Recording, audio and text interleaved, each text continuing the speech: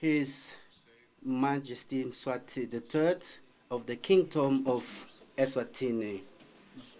His Majesty Letsi III of the Kingdom of Lesotho. His Excellency Abiy Ahmed Ali, Prime Minister of the Democratic Republic of Ethiopia and the host of the Assembly. His Excellency Evariste Ndayishimiye, President of the Republic of Burundi and incoming Chairperson of the African Union. Excellencies, Heads of States and Government of the African Union. His Excellency Prime Minister of the State of Palestine. His Excellency Giorgia Meloni, Prime Minister of the Council of Ministers of the Italian Republic. Excellency Antonio Guterres, Secretary General of the UN, Excellency representatives of heads of states and government of the African Union, Excellencies, heads of delegations, Excellency Mahmoud Ali Yusuf, Chairperson of the African Union Commission, distinguished members of the diplomatic corps accredited in Addis Ababa, Excellencies, ladies and gentlemen. It is with the highest honor that, as a chairperson of the African Union, I take the floor to address your excellencies at this assembly to open the 39th ordinary session of the Assembly of Heads of State and Government of the African Union, dedicated to a theme of strategic importance for the present and future of our continent, namely ensuring sustainable water availability and safe sanitation system to achieve the goals of Agenda 2063. I would like to begin by expressing my deepest gratitude to His Excellency Abiy Ahmed Ali, Prime Minister of the Federal and Democratic Republic of Ethiopia, and to the Ethiopian people for the warm welcome and generous hospitality extended to all delegations since our arrival in this country of particular importance to our continent by virtue of its history, and for hosting the headquarters of the African Union, the organization that unites all peoples of Africa. During this assembly, we will discuss issues of great importance for the functioning and growth of the African Union, as well as reflecting on the objectives set by the organization for the year that has just ended, on results achieved and what remains to be achieved. We will also endeavor to chart the most appropriate course of action to ensure the effective operations of matters relating to water as a vital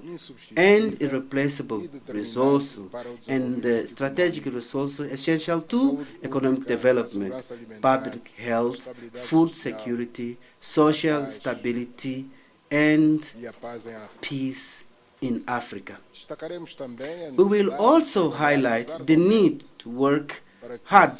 to ensure that access to drinking water and sanitation is not just a technical issue, but a potential and a moral commitment to our peoples, because despite the abundance of water resources on the continent, we continue to witness situations where African citizens are deprived of safe access to drinking water and adequate sanitation, which is a collective challenge that requires courageous, integrated, and sustainable responses.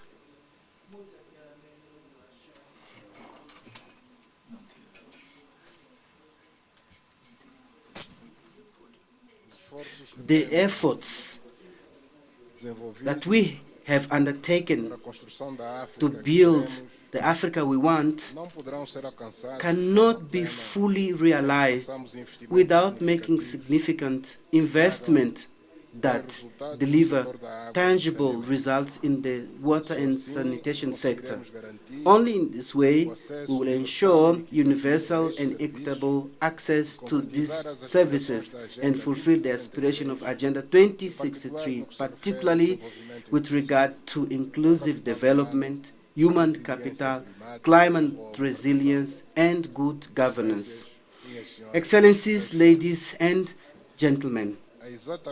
exactly 1 year ago, the Republic of Angola assumed the chairmanship of the African Union with the firm determination to advance initiatives to contribute to the attainment of the overarching objective enshrined in the Agenda 2063 of the African Union, as well as for the effective operationalization of the issue related to the search for justice for Africans and people of African descent through reparations, a theme adopted by our organization for the year 2025. This mission, entrusted for the first time to my country, has allowed me to contribute with your support to the progress of our common cause based on shared values inspired by the founding fathers of the Pan-Africanism. Throughout this mandate, we have endeavored to strengthen the role of African Union as a platform for political coordination and concrete action, promoting a closer synergy between member states and the regional economic community, reinforcing preventive approaches to the impacts of climate change, mobilizing strategic partnership for the funding of resilient infrastructure, and reaffirming the following principles. Sustainable development is inseparable from stability and lasting peace. The full development of Africa will only be possible if no one is left behind. It is in this framework that Angola chairship was structured, upholding infrastructure and human capital as key pillars of Africa's comprehensive development, underpinned by fundamental strategic priorities, namely peace, security, and good governance, sustainable development and economic growth, continental integration, human capital and infrastructure, and the strengthening of strategic partnership and effective and inclusive multilateralism. As part of the implementation of the main objective focus on the above-mentioned theme, we worked in coordination with the African Union Commission to hold in Rwanda the third summit on financing for development of infrastructure in Africa that was held in October 2025. This event, aligned with the U.S. Africa Business Forum, held in June of the same year, and with the priority action defined at the continental level within the framework of the acceleration of the second 10-year implementation plan of the Agenda 2063 for the period 2024-2033, was a unique opportunity to articulate our national, regional, and continental development strategies in line with our ambition for growth, transformation, and regional integration. At the Infrastructure Summit and also at the Business Forum with the United States, we were able to unite Africa's key partners around the fulfillment of the commitments of the Great Development Dream, and thus mobilize significant financial resources to invest in sectors like health, agribusiness, tourism, digital transformation, integrated economic corridors, rail network, transnational motorways, the African single electricity market, and the development of our African Aviation Master Plan.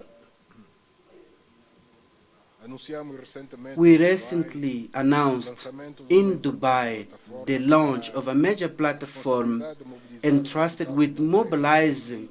financial capital dispersed across the world to be directed to Africa within an innovative framework aimed at leveraging our natural resources for economic development and social development of our continent. This is the Global Summit for Investment in Africa, whose main promoter is Dr. Akinwumi Adesina, our well-known brother, which will have its first summit in Rwanda at the end of this year. By doing so, we have demonstrated that Africa is capable of mobilizing, plan, and act collectively to build solid foundations for a better future. In carrying out the initiative described above, we also aimed to emphasize the acceleration and the implementation of the African Continental Free Trade Area as a true engine of Africa's economic transformation and social transformation. This flagship project of the Agenda 2063 of the African Union has the potential to make us more stronger in a world increasingly marked by polarization, contributing for a meaningful integration, which remains one of the central pillars of our collective action. In this context, I'm confident that we will continue to work together to expand transnational transport projects and energy infrastructure aimed at connecting our peoples and our market, as the important investment in my country by Lobito Corridor, just to mention but one example. Without roads, without ports and adequate digital and energy networks, without consistent infrastructure, integration will remain an unattainable dream. Considering that Africa cannot be a spectator, but a central player in the transformation of the world for the preservation of its strategic interests, structural interests, we participated on behalf of the continent in the G20 summit, in the Tokyo International Conference on African Development, TICAD, in the African Union, European Union Summit, in the 4th International Conference on Financing for Development in Seville, and in the 80th session of the United Nations General Assembly in New York. Our participation in these events was extremely important for Africa because we took advantage of these occasions to defend our common position on issues of vital interest for our continent, such as the reforming of the international financial architectures in making it more inclusive, effective, and adapted to the current challenges, supporting the reduction of African countries' debt costs, and increasing access to sustainable financing, strengthening our renewable energy production capacity, increasing climate resilience and social protection. We reaffirm our commitment towards multilateralism based on respect for international law and the United Nations Charter, and on the reform of the United Nations system, with particular emphasis on the Security Council, which must reflect the reality of the current world in order to ensure the balance between the different geopolitical interests and regain its ability to fully play its role as guarantor of world peace and security. We stand for the promotion of a CFTA as engine of continental economic integration as an important tool for global trade stability. In addition, we highlight the need to count on the support of our partners in investing in Africa's industrial development and transformation of our agricultural system to make them resilient to climate change. The Angolan president has also paid particular attention to the internal functioning of the African Union from the technical, legal, and administrative organizational point of view. I would like to highlight the initiative of strengthening our general working methods by adopting a more agile, less bureaucratic model capable of leading to effective solutions and solid conclusions, supported by an agenda that can be addressed within a reasonable time frame. This effort, which is of consensus amongst member states, will lead to the adoption of a decision of great importance during this present session. In parallel, in the reforms of our organization for its better functioning, I would like to highlight and commend the commitment and dedication shown by His Excellency William Ruto, President of the Republic of Kenya, and champion of institutional reforms, who will present us a consolidated report on the ongoing process. This document will reflect our desire to streamline African Union structures, contain administrative costs, and strengthen the coherence between institutional reforms and operational effectiveness and credibility of our continental organization. Excellencies, ladies and gentlemen, issues relating to the promotion of peace, security and stability in Africa have also been at the heart of our action, since any effort to build the Africa we want will only be possible if we succeed in realizing the dream of silencing the guns in Africa. We have undertaken a collective effort to achieve swift, robust and effective solutions to bring to an end the protracted conflicts that undermine the stability in the continent. Terrorism, violent extremism, and constitutional changes of government, with 2 new cases in Madagascar and in Guinea-Bissau, maritime piracy that make security fragile in Africa. As the chairperson of the African Union, as champion for peace and reconciliation in Africa, we will continue to undertake actions to contribute to the resolution of the complex conflicts ravaging Sudan and the DRC. We are deeply concerned about the intensification of clashes between the Sudanese armed forces and the RSF,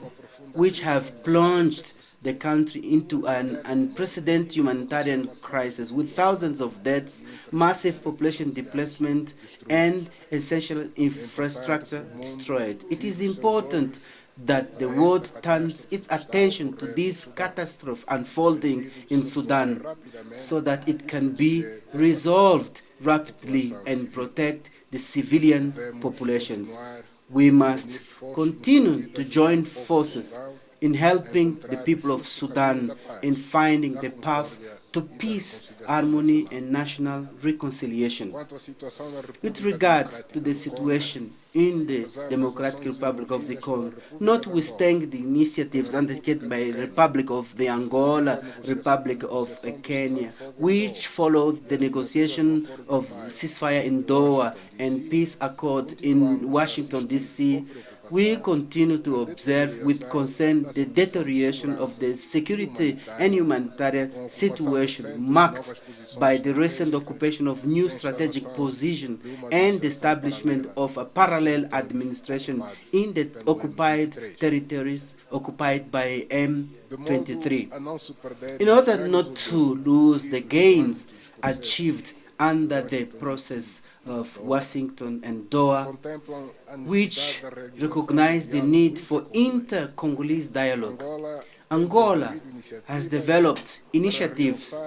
to highlight the vital and urgent importance of the initiation of dialogue as a unique step towards national reconciliation and the achievement of lasting peace throughout the country. In the context of these efforts, I would like to take this opportunity to congratulate the diplomatic initiatives of His Excellency Faure Nyasimbe, President of the Council of Talk and mediator of the peace process in the Eastern DRC, who, in seeking African solution to African problems, has been developing actions that can help to preserve peace and security in this sisterly country. It is also of major concern the expansion of terrorist groups that continue to severely affect Mali, Burkina Faso, Nigeria, and northern Cameroon, jeopardizing the security of population and the cohesion of states. Also in Somalia, despite the efforts of the federal government and the African Union through the Stabilization Support Missions AUSON, repeated terrorist attacks are weakening the entire region of the Horn of Africa, with impact in southern Africa, particularly in the northern of Mozambique. I therefore call on an increased support in all areas, including in greater advocacy among international partners, in particular within the UN Security Council,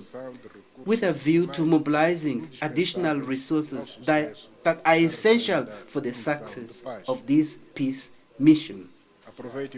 I also take this stage to reiterate the African Union's firm position that rejects any initiative aiming at recognizing Somaliland as an independent entity,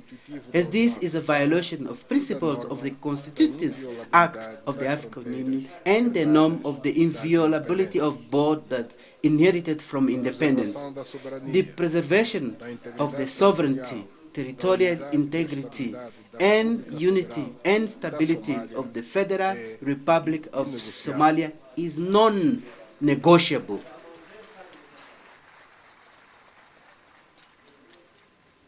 Africa has a strong institution that is capable of meeting the major challenge that our continent faces ahead, thanks to its approach to fundamental issues and its ability to coordinate the major initiatives that we have sought to implement in order to put Africa and place Africa in the path to development. The African Union enjoys growing prestige, as we can see from the interest from our partners in making their voices heard in our meetings, because they recognize our potential internally and the contribution that we can give in our resources to the development of humanity. And our internal resources has courageous yet sensible, moderate and balanced political position on international peace and security, on the global economy and trade, and the energy, food and humanitarian and climate crisis that the world faces currently. Excellencies, ladies and gentlemen, as a member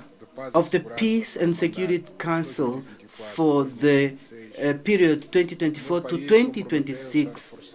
my country has committed to strengthen this fundamental body of our continental organization and adapt the African peace and security architecture to the current challenges. We need to improve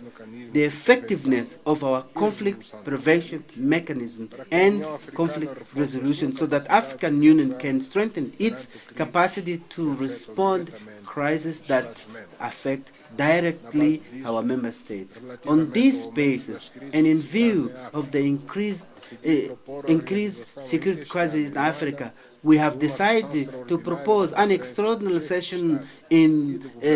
of heads of state and government of the African Union in Luanda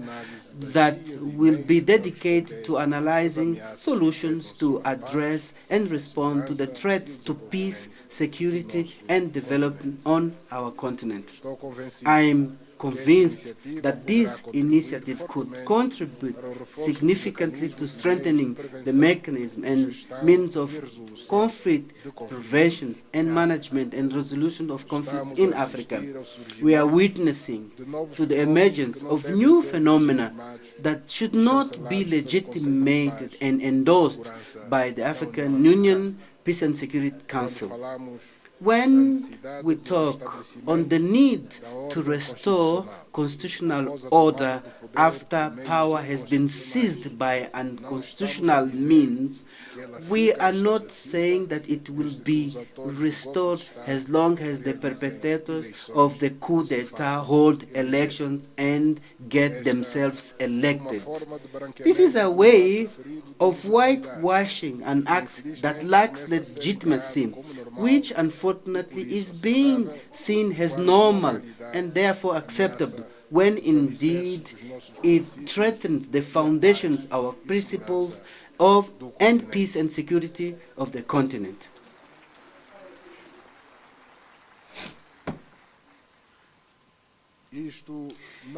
This cannot become a norm of attaining power,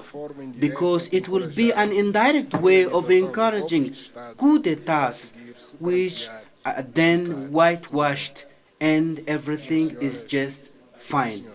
Ladies and gentlemen, and the contribution that the Republic of Angola has sought to make towards stability, peace, and concord in our continent, we have been convening every 2 years in Luanda the Pan-African Forum for the Culture of Peace and Non-Violence in Africa, the Biennale of Luanda, a platform for dialogue, reflection, and cooperation that brings together political leaders, academics, artists, and representatives of civil society around the promotion of peace, tolerance, and solidarity among the peoples of Africa. This event, which will celebrate in October this year, in partnership with the African Union in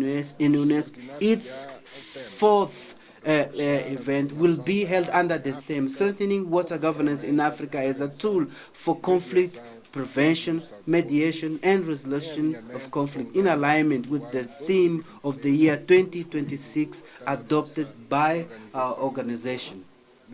In this context, I invite Excellencies to join us in Luanda and actively participate in this important event. Excellencies, ladies and gentlemen, we live in an era of global geopolitical reconfiguration, making it essential that Africa to defend strong and common position on vital issues such as climate change, health, human rights, peace and food and security, and multilateralism, which should be seen as the most important tool for the restoration of the world order. In the current geopolitical context, marked by a worrying weakening of global governance institutions, has greatly undermined the positive advances made in the field of multilateralism in recent decades. This fragility is particularly acute in Africa, forcing us to redouble our efforts to defend our interests, our peoples, and our nations. Therefore, we must continue to build a stable, integrated Africa, where conflicts are prevented and resolved by African mechanisms, ones that are strong and consistent. That is why I call on member states to adopt a more responsible and inclusive forward-looking governance so that our institution can reflect the collective will that strengthens the confidence of our youth in our common project. Africa has the resources, knowledge, and political will necessary to turn its challenges into opportunities, what is required is consistent action, responsibility in implementation, and solidarity among our states. This ordinary session should allow us to assess the progress, identify challenges, and above all, make clear commitments capable of producing real impact in the lives of our population. It should also reinforce our collective resolve to build a more resilient and fairer and more prosperous Africa in line with the vision of Agenda 2063 and legitimate aspirations of the African people. With this consideration, I hereby declare the 39th Ordinary Session of the Assembly of the Heads of States and Government of the African Union open. Thank you very much for your kind attention.